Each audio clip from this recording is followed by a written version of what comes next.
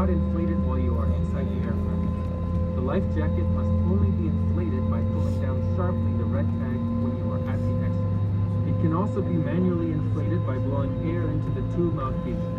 Trên áo phao có đèn và còi để gây sự chú ý trong việc cứng lại. A light and a whistle are attached to the jacket for attraction. Trên máy bay có sẵn áo phao dành riêng cho trẻ em. Quý khách không được lấy áo phao ra khỏi vị trí khi không có yêu cầu của tiếp viên. Special life jacket for small children is available on board the aircraft.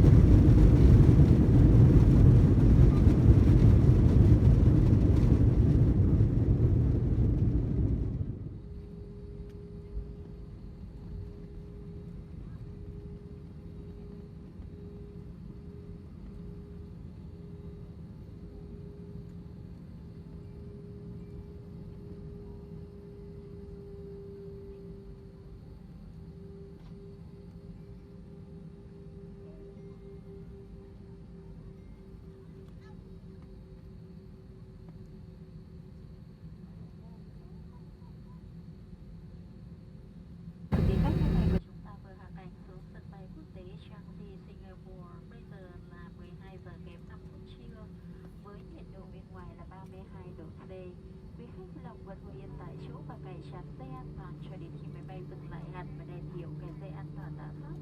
Một lần nữa, quý khách lưu ý không sử dụng điện thoại di động, máy thu phát sóng FM cho đến khi quý khách rời khỏi máy bay. Quý khách không được mở cửa máy bay khi không có yêu cầu của tiếp viên. Khi mở ngăn hành lý, quý khách lưu ý tránh làm rơi và bỏ quên các hành lý bên trong. Cơ trưởng Bùi Đoan Đức, tiếp viên trưởng Hồng